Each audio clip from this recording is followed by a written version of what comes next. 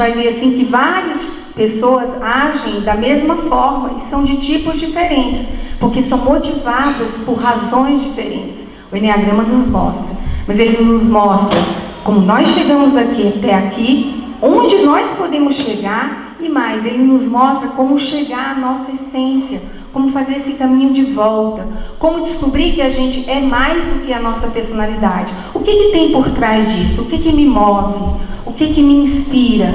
Né? Essa é a proposta do Enneagrama. Só falando um pouquinho do símbolo. Esse símbolo, ele tem 3 formas geométricas, né? Tem um círculo, um triângulo e esse todo branquinho aqui, que é a hexáde. Por que ele é assim?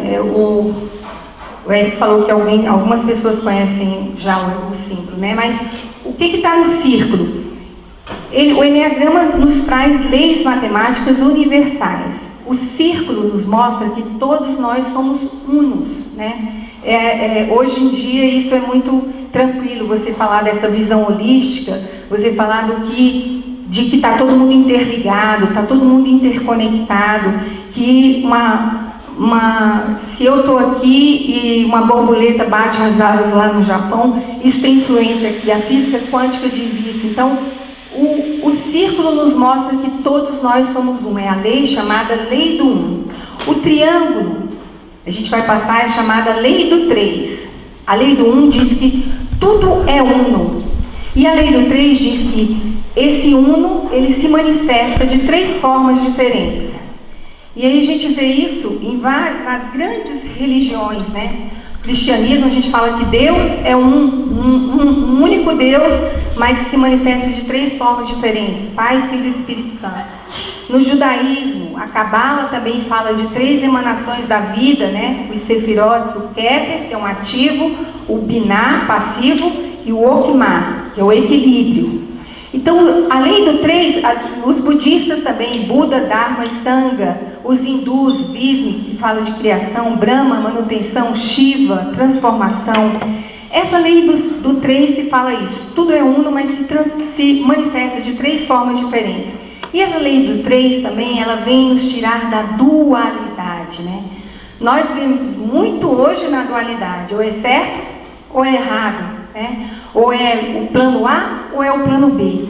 E a lei do 3 chega com uma terceira via, com um meio termo, com uma flexibilidade que é muito saudável na vida da gente, né? Essa é a lei do 3. E finalmente o hexáde. O hexáde fala de processo, de desenvolvimento. Então a lei do 1 fala da criação, a lei do 3 fala que o que é criado se manifesta de 3 formas diferentes. E a lei do 7, que é essa do hexáde, fala de desenvolvimento, de processo. A gente está sempre se desenvolvendo, de uma forma ou de outra. Quando a gente fala da lei do 7, a gente fala dos dias da semana, né? O domingo, começa no domingo, mas o próximo que termina no sábado, mas o domingo não é igual a esse domingo. Quando a gente fala de 7, a gente fala de notas musicais. Dó, Ré, Mi, Fá, Sol, Lá, Si, aí vem outro Dó, mas esse Dó, ele não é igual ao primeiro, ele é uma oitava acima. Então, essa lei do 7 fala de desenvolvimento. E ela no Enneagrama é legal porque, quando a gente fala de Enneagrama, o primeiro passo é eu me identificar. Né? Nesses 9, a gente vai falar rapidamente de 9 tipos de personalidade. Aí alguém poderia perguntar, mas a humanidade inteira se enquadra em 9 tipos? Infelizmente porque a gente fica repetindo padrões. A gente não tem muita criatividade, a gente não sai fora da caixinha. Então a gente está dentro de uma caixinha. E o Enneagrama propõe isso, que a gente saia desse padrão, que a gente descobra e acesse esse algo mais que tem gente dentro da gente e é um caminho para o nosso propósito de vida. A gente vai falar aqui de uma primeira pincelada sobre os tipos, que é o primeiro passo. Eu não posso me desidentificar de algo com o qual eu não estou identificado. Então a gente identifica o tipo para depois a gente saber que a gente tem algo mais dentro da gente e a gente pode ser diferente.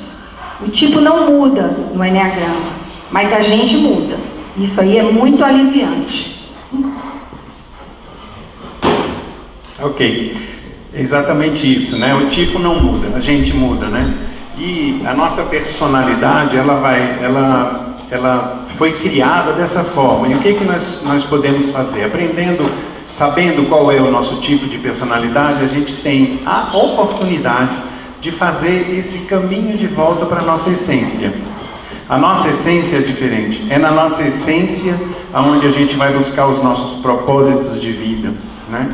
É aquela essência que a gente traz dentro da gente, que ela não foi, ela foi maculada, mas ela está lá. E a gente pode retornar até ela e buscar esse novo na gente para poder ter um propósito de vida, ok? Então nós vamos dar uma passada rápida pelos 9 tipos, para vocês, para quem não conhece, né, ter uma ideia e conhecer um pouquinho sobre os tipos de personalidade do Enneagrama, ok? A gente começa falando do perfeccionista, né? Esse primeiro tipo que a gente vai falar é do perfeccionista. Então a pessoa que tem esse tipo de personalidade, normalmente é aquela pessoa que é muito disciplinada, muito correta, ela tem que fazer tudo certinho, o certo e o errado permeiam a vida dessa pessoa, não pode errar, né? É uma pessoa extremamente responsável, sempre ela está resolvendo tudo, ou seja, não quer deixar nada para depois. Se ela é aquela pessoa que vai para o trabalho no horário normal, mas nunca volta no horário normal, né? Sempre fica lá até mais tarde para poder não deixar nada para amanhã. Além do tipo 1, né? Qual que é? Aquela coisa, por que eu vou deixar para amanhã se eu posso fazer hoje? Né? Então o tipo 1 é bem assim mesmo, né? Uma pessoa que tem o foco no erro. Então ela tem o foco primeiro no erro dela mesma, né? Então ela sempre está se criticando muito, ela se critica muito. Depois essa pessoa perfeccionista, ela começa a criticar as pessoas que convivem com ela, né? Então ela sempre tem uma coisa para falar, né? Se você erra alguma coisinha, ou está dando uma aula e esquece de falar alguma coisa, aí ela vai falar, você não falou aquilo, né? Então ela está sempre no foco no erro dela, dos outros e dos grupos também, né? Por isso que a gente fala que o tipo 1 é uma pessoa extremamente crítica, esse tipo perfeccionista.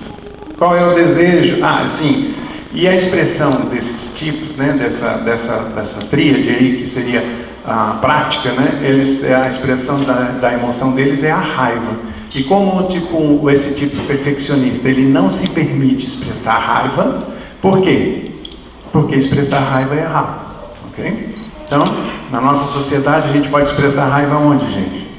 Ou dirigindo, ou então quando chega em casa, né? Porque aqui na escola, na faculdade, você expressa raiva, vão falar que você está surtando. Se for no trabalho, vão falar que você ficou louco, vai ser mandado embora. Então é só, ou é atrás do volante, ou é em casa, né? Que a gente consegue expressar raiva. Então, e o tipo 1, o que ele faz? Ele reprime, ele vai guardando. Uma hora estoura, né? Qual é o desejo, então, dessa criatura perfeccionista? Olha só, estrutura, organização, estabilidade, né? Ele, quando ele vive na personalidade, ele é essa pessoa que precisa disso tudo, de estabilidade, de organização, né? Então, uma pessoa que é do tipo 1 do Enneagrama, da perfeccionista, ele pode entrar no embalo de propósito de vida, de pegar assim atividades que sejam mais controladoras, que ela tenha todo o poder, que ela tenha controle sobre tudo, que esteja tudo muito organizado. Então, ela no ambiente de trabalho pode se dar muito bem com isso, né? Numa instituição, numa organização. Só que ela pode, se ela se pautar pela personalidade e no controle, ela não é muito criativa, ela passa a se repetir muito as coisas, o padrão dela fica reforçado, ela não sai fora da caixinha, ela fica limitada na parte emocional dela, numa empatia, no se colocar no lugar do outro. Então, por isso é que é importante ver essa coisa do propósito de vida, do seu ponto de vista da essência. Quando o tipo 1 vai para a sua essência, ele fica mais flexível, ele olha a desorganização que está à volta dele, porque ele vai se revoltar com isso na personalidade, mas na essência ele fala, tudo está perfeito do jeito que está, existe uma ordem maior, ele vai entender e aceitar isso. Segundo, é o ajudador, né? Aquela pessoa que sempre está à disposição dos outros, aquela pessoa que sempre está de olho na necessidade do outro, nunca está de olho na necessidade dela mesma, muitas vezes se esquece dela mesma, mas está lá para ajudar todo mundo. Você não precisa nem pedir. Se você tiver um amigo, um parente que é ajudador, você está bem, né? Logicamente, se você for eleito do tipo 2, o tipo 2 tem esse ajudador, ele tem uma lista de eleitos, né? Então, se você for um eleito dele, ok, tá feito, né? Não precisa fazer nada que ele vai resolver a sua vida, né? Então, olha só, a pessoa que se sente indispensável, né? E ele precisa se sentir assim, porque ele acredita que ele só será amado se ele estiver ajudando, fazendo alguma coisa pelos outros, ok? É uma pessoa atenciosa, está sempre atento às suas necessidades, às necessidades dos outros, lógico, né? E o foco no outro, né? O que acaba acontecendo, gente? Uma pessoa que sempre está em função dos outros, ele acaba sendo um pouco invasivo, né? É aquela pessoa que a gente fala assim que é tão bonzinho, né? Na verdade ele se torna até bajulador, né? Em vez de ajudador, porque é aquela coisa ele chega lá e fala assim, olha, eu trouxe isso aqui para você. Você vai, eu vou pedir, ele fala assim, não, mas eu sei que isso é bom para você, esse chá vai te fazer bem, ok? Eu não queria nem tomar chá, nem gosta de chá, mas ele trouxe o chá e você vai ter que tomar, porque senão ele vai ficar chateado contigo. E ele faz tudo isso em troco de o quê? Ou seja, agradeça, certo? Então, se algum amigo seu é ajudador, agradeça quando ele fizer as coisas para você, porque ele precisa desse agradecimento para se sentir amado, ok? Qual é o desejo dessa criatura? Olha, de cuidar dos seus escolhidos, né? Então, se você já percebeu algum amigo seu que é muito ajudador, entre na lista de escolhidos dele, ok? Essa é a dica. Essa pessoa pode procurar o seu propósito em áreas de saúde, né? Que possa psicólogo, medicina, mas essa pessoa, se estiver na personalidade, ela vai se anular, não ver as próprias necessidades. Como é que ele vai estar pronto para essa doação sem acessar essa essência e sem cuidar das suas necessidades, né? E baixar um pouco esse orgulho de saber o que é melhor para o outro. Cabe aqui uma colocação que a gente de dizer o seguinte, que a gente acabou de falar do primeiro tipo, do tipo 1. A gente vai ver que 3 tipos dessa... Deixa eu pegar aqui. Esses 3 tipos aqui que a gente falou, um deles já foi o perfeccionista, são da tríade prática. Depois esses 3 aqui são da tríade chamada emocional. São pessoas mais emotivas, mais sensíveis. A primeira tríade, que é a tríade prática ou instintiva, são pessoas mais práticas. E a terceira tríade, que é essa aqui que a gente vai falar, é a tríade da inteligência mental. São pessoas que pensam, que querem entender as coisas. Só para vocês se localizarem um pouquinho. A gente está falando então agora da tríade emocional. Ok. O terceiro tipo, né, dessa tríade...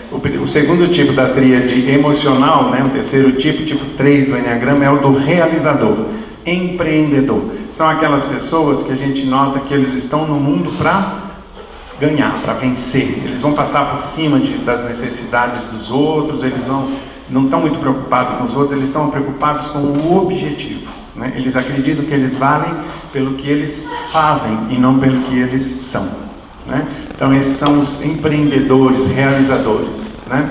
É uma pessoa extremamente confiante nela mesma, né? Ele sabe, ele confia no taco dele, né? Que vai dar tudo certo, eficiente, foco nas metas e é um camaleão, né? Então normalmente esse tipo 3 realizador, ele vai conversar com você do jeito que você gosta de conversar. Então ele pode ser uma pessoa como eu de 58 anos. Mas, se ele chega para conversar com uma jovem de 20 anos, 18, sei lá, ele vai conhecer todas as gírias que tem que ser falada, ele vai se comportar de uma forma que ele entra em contato com o outro dessa forma. Ou seja, ele sabe que o outro vai gostar de conversar com aquela pessoa. A gente dá o exemplo de um advogado, né, que está num júri e falando aquelas palavras, né, dos advogados, da vênias da vida, por aí, e aí quando ele sai de lá e vai numa reunião com o pessoal sei lá, do tratamento de lixo, por exemplo, né, que é um pessoal mais humilde, e a fala é mais humilde. No meio do caminho ele vai tirar o terno, ele vai dobrar a manga da camisa, se ele tiver um tênis no carro ele vai tirar o sapato e vai pôr um tênis. Por quê? Porque ele é um camaleão mesmo, ele vai se colocar do jeito que ele acredita que o outro quer que ele seja, ok? Qual é o desejo dele? Sucesso, reconhecimento, ele vale pelo que ele faz. Baseado nisso, ele pode passar a vida inteira atrás de sucesso e reconhecimento e não entrar em contato com a sua verdade, o que é que ele realmente quer, o que é que o satisfaz verdadeiramente, né? O tipo 3, o realizador, você pergunta para ele, o que você está sentindo? Aí ele vai falar o quê?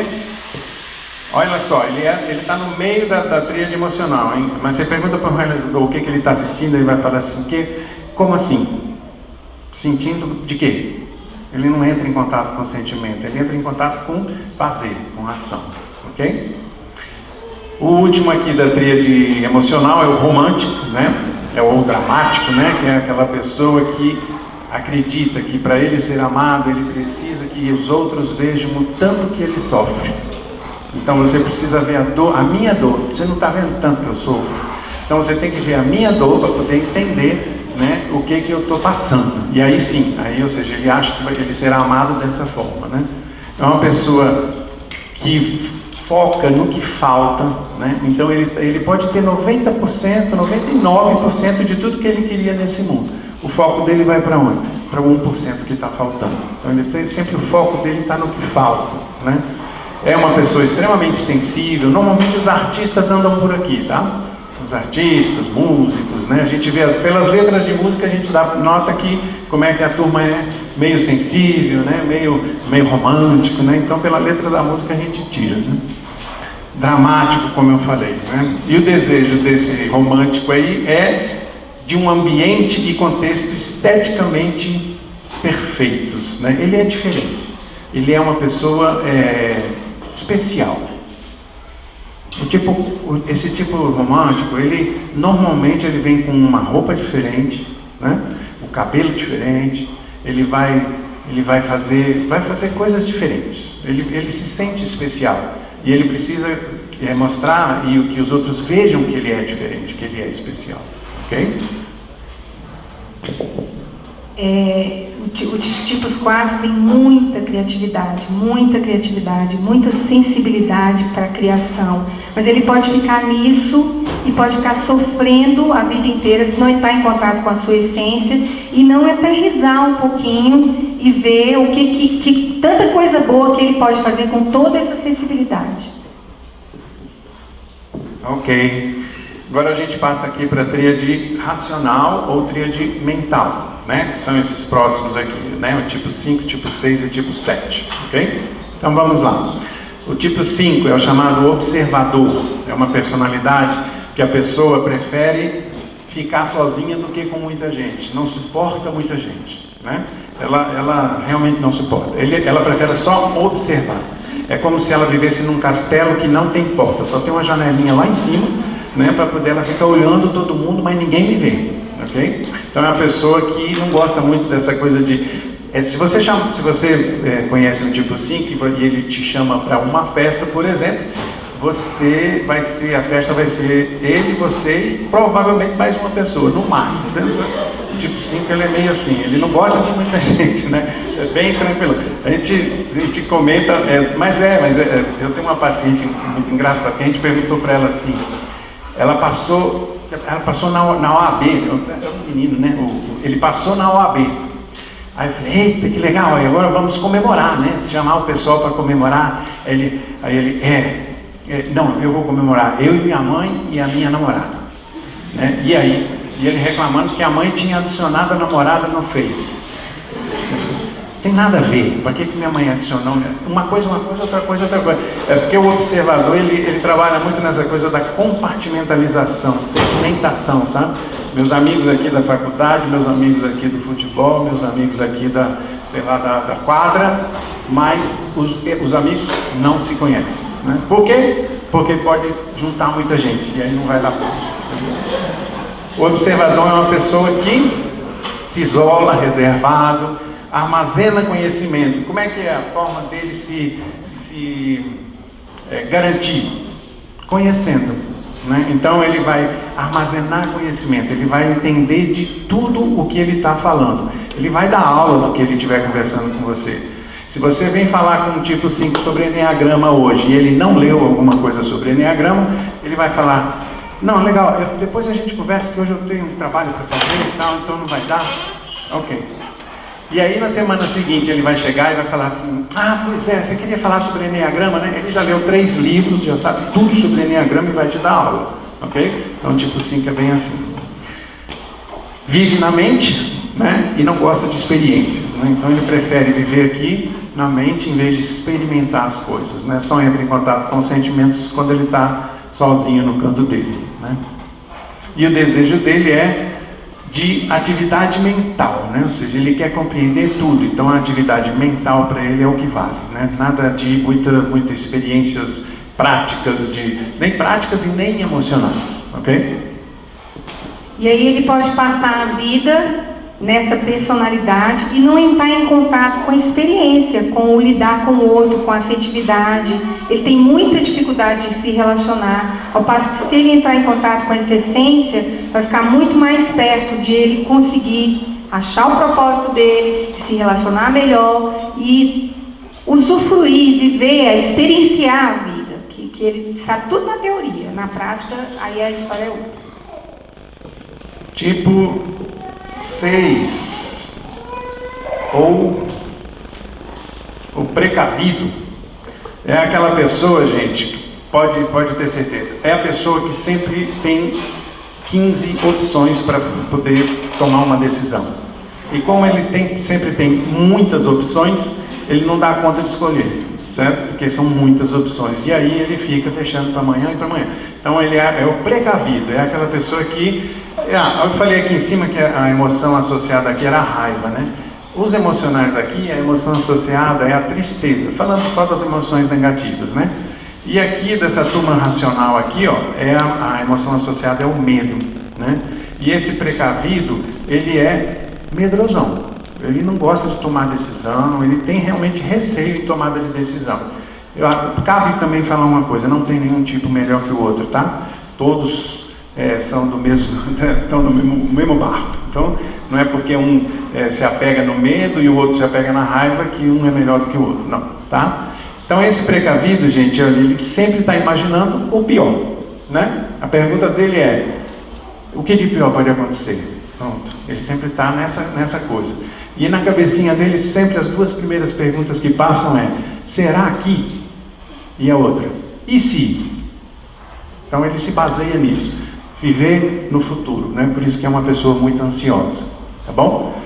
Cauteloso e fiel, é uma pessoa que você pode confiar, por quê? Porque ele não quer errar. Então, como ele não quer errar e não quer ser castigado pelo erro, então ele é muito fiel naquilo que ele tem que fazer. Vigilante, algo de ruim pode acontecer, então eu tenho que estar atento, né? E se torna uma pessoa ansiosa. O desejo dele é de segurança e lealdade, e a princípios e valores morais, ou seja, porque ele é certinho, né? Ele é muito parecido com o tipo 1, muda aí a motivação, né? Então ele é muito certinho, ele gosta de fazer as coisas bem certas, né? Mas para não ser castigado, diferente do tipo 1, né? Que faz, o tipo 1 faz por quê? Porque ele quer ser certinho, né? Porque ele quer ser valorizado. Esse tipo é o tipo que, de todos os tipos do Enneagrama, é quem tem a intuição mais forte. E é o que menos olha para a própria intuição. Ele sabe o que é melhor para todo mundo, mas quando chega nele, a dúvida aparece. Olha que diferença que faz para ele conhecer sua essência, se conhecer mais, confiar mais, agir com o coração, né? É a essência do tipo 6, a coragem. Coragem quer dizer isso, agir com o coração. O próximo é o entusiasta, é aquela pessoa do prazer, é aquela pessoa que só faz as coisas enquanto ele sentir prazer naquilo que ele está fazendo. Acabou o prazer, ele vai fazer outra coisa, né? Então, se ele está fazendo um curso de Direito, e aí no segundo semestre ele fala: não gostei desse treco, ele vai e muda para agronomia, bem parecido, né? E aí vai fazer agronomia, faz mais 3 semestres, e aí não está legal, e aí ele muda, sei lá, para medicina. Ele tem que sentir prazer naquilo que ele faz. Acabou o prazer, ele larga de lado, né? Ele é entusiasta, ele é pelas coisas, do prazer mesmo. Então ele gosta de festa. Quer saber quais são as festas que vai ter na cidade esse fim de semana? Pergunta para o entusiasta, que ele vai saber todas, né? Ele vai saber direitinho quais são as próximas festas, opções prazerosas. Ele vive dessa forma, né? É uma pessoa extremamente divertida, gente, de conviver.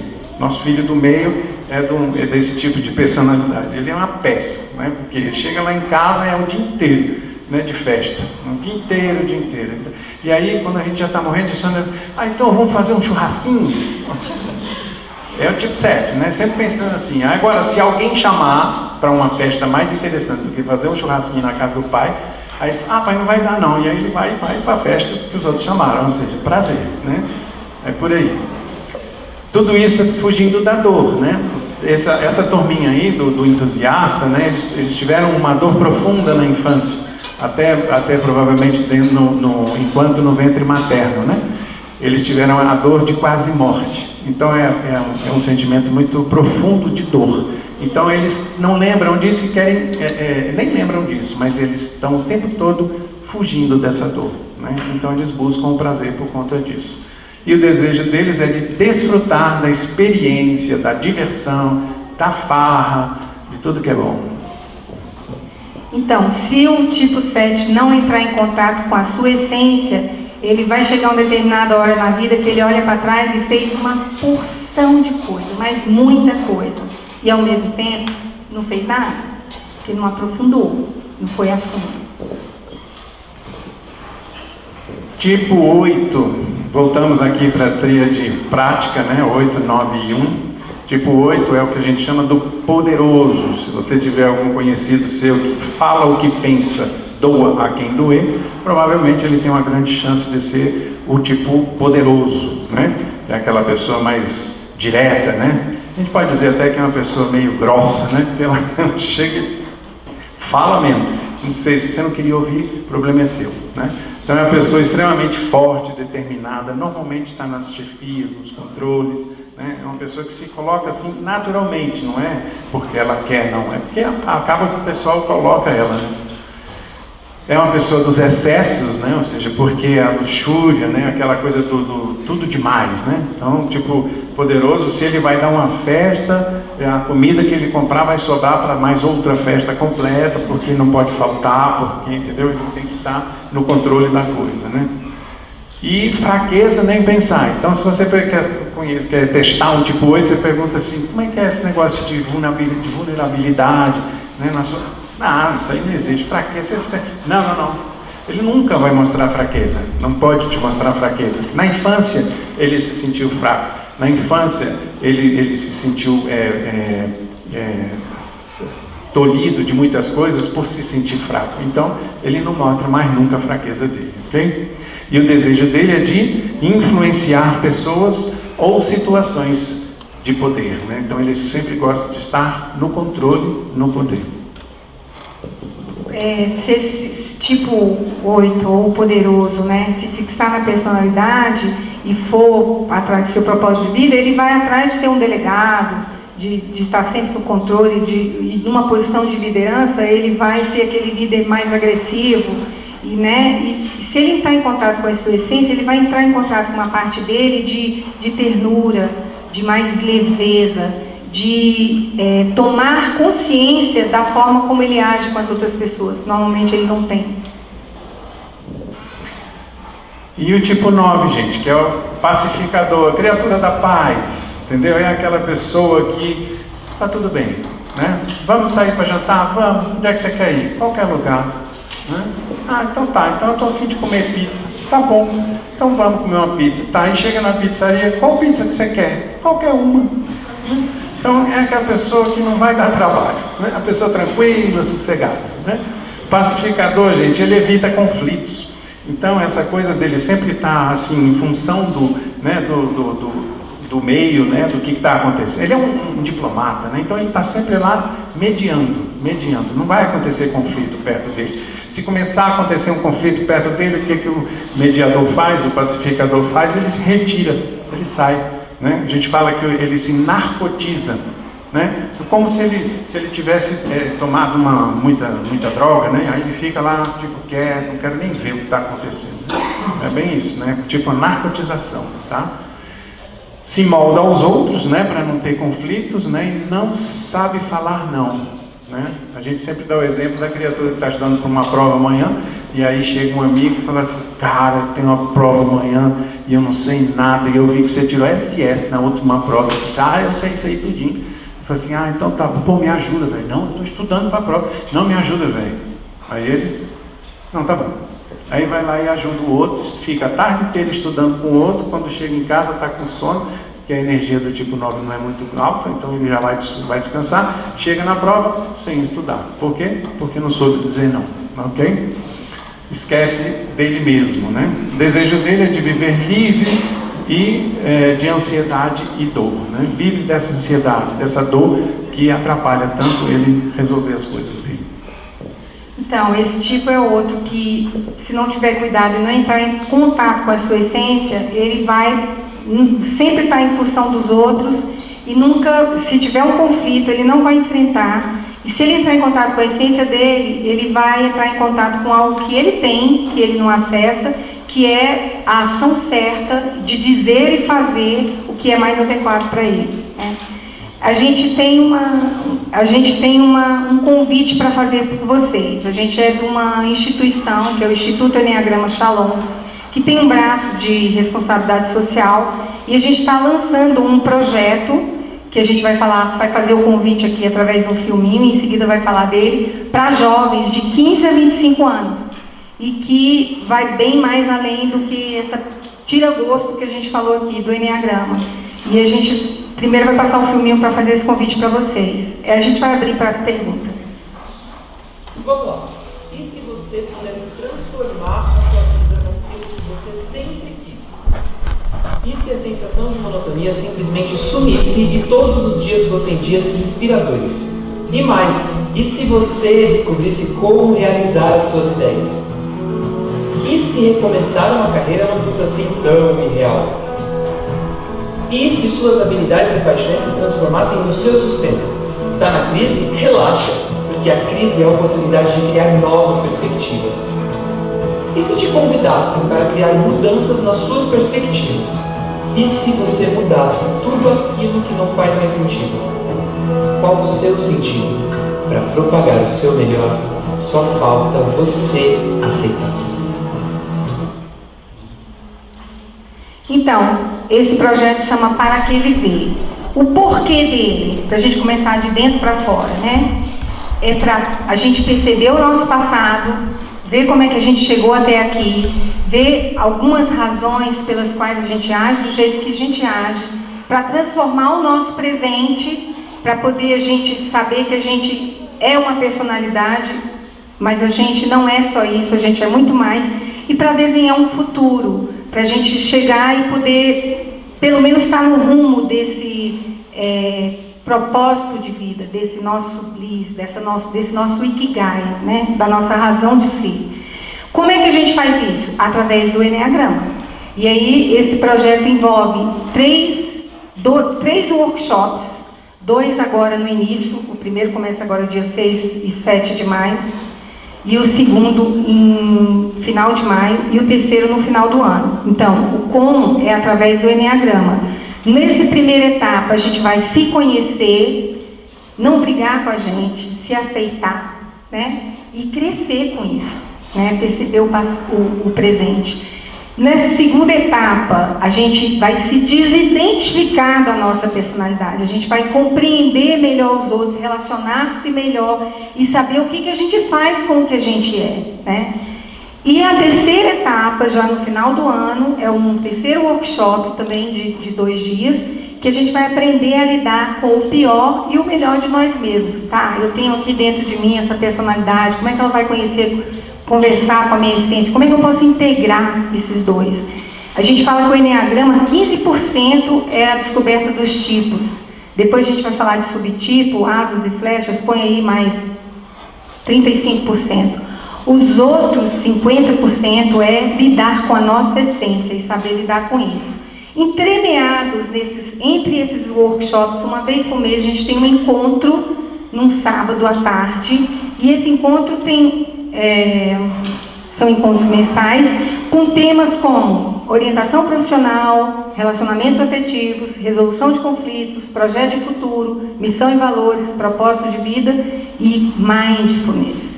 Porque a gente entra em contato também com a meditação, para entrar em contato com a nossa essência.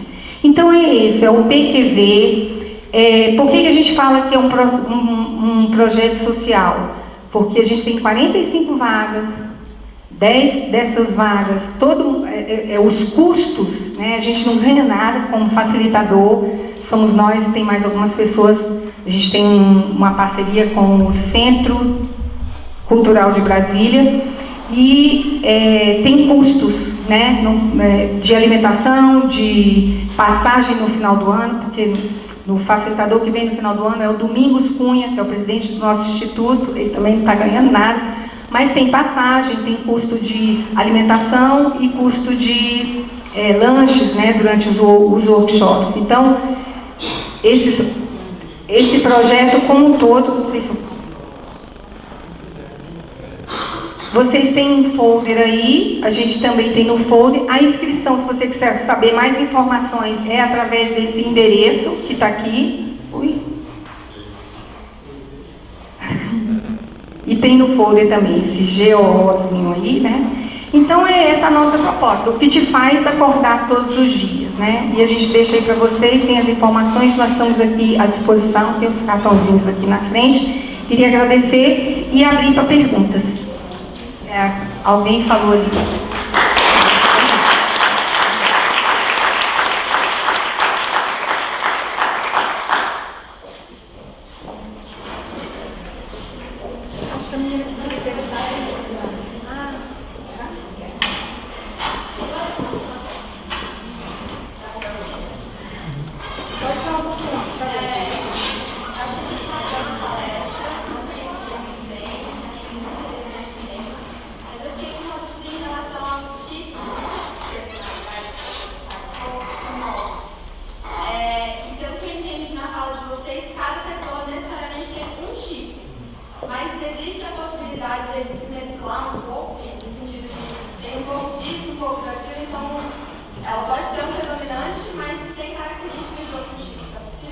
Sim, é exatamente isso, né? Quando a gente se estrutura em um tipo, só que a vida ensina, né? E aí a gente vai na adolescência, a gente já desenvolve mais algumas características, normalmente dos vizinhos, normalmente dos tipos que estão ao nosso lado, no símbolo do Enneagrama. E aí, o objetivo, ou seja, não é a gente ter todas as personalidades, mas sim a gente buscar todas as essências, né? Só que a gente tem características, sim, de muitos tipos. A gente costuma falar que quando a gente estava se desenvolvendo, a nossa vida era como se a gente estivesse numa casa de 9 quartos, né? E cada quarto a gente entrava, abria a janela, via o local lá e achava bonitinho e tal, não sei o quê. Aí entrava no outro e a gente ia experimentando cada um desses quartos, né? E eu entrava no outro quarto e a mamãe brigava, eu entrava no outro e o papai sorria. E aí eu fui me adaptando e acabou que eu fiquei num mais. Mas eu peguei característica dos outros, tá?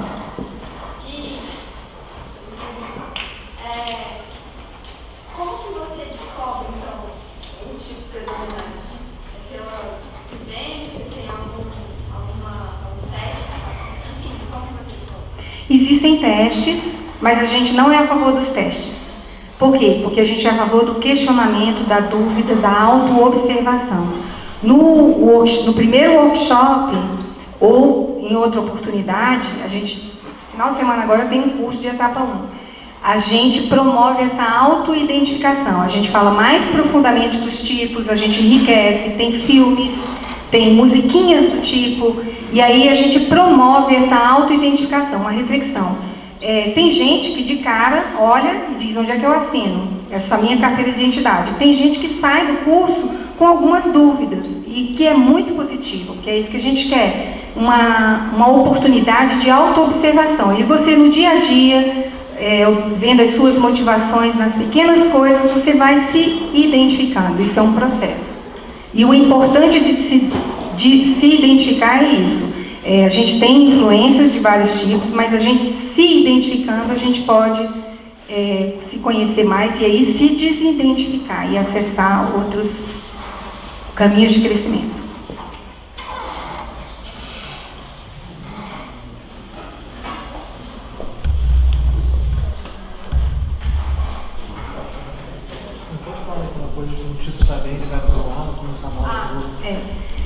A gente vê mais no segundo workshop que esses vizinhos de cada tipo a gente chama das asas, né? E também aquela hexade são flechas, que a gente chama de flechas. Cada tipo, nos caminhos de crescimento, quando ele está muito estressado, ele age como um outro tipo lá. Ele pega o pior do tipo. E quando ele está muito bem, tranquilo, no melhor dele, ele acessa o melhor de outro tipo, né? Aí no símbolo a gente vê isso. E isso aí a gente chama de caminho de crescimento. Por quê? Porque mesmo que seja automático, essa mudança de comportamento, quando eu estou numa situação estressada e quando eu estou numa situação mais tranquila, quando eu estou bem calmo, quando você toma consciência disso numa determinada situação, você não se deixa levar pelo estresse. Você respira e diz, eu quero ir realmente, você pode escolher. Você se dá a oportunidade de escolha, de opção, né? E aí não acessar o seu lado mais escuro e acessar o seu lado melhor, ou você observar e ver o que é da sua personalidade e tal. É isso. Normalmente, esses caminhos, eles te dão... é o que você precisa, né? Se eu sou um tipo 1, eu tenho do meu lado o tipo 9 e o tipo 2, é aquilo que eu preciso. Porque o 9, ele é bem relaxado, ele é bem tranquilo. Então, se eu sou aquele 1 estressado, que todo dia põe o despertador 5 horas da manhã, acorda 5 para as 5, o 9 me ensina a ser mais tranquilo, a ser mais flexível, a não levar as coisas tão a sério, né? O tipo 2 me ensina a cuidar do outro, sob o ponto de vista do outro, que o 2 faz isso muito bem, né? Eu pego o melhor das minhas asas, quando eu conheço bem esses tipos, e sei que isso está dentro de mim, é só eu acessar, faz parte da minha essência.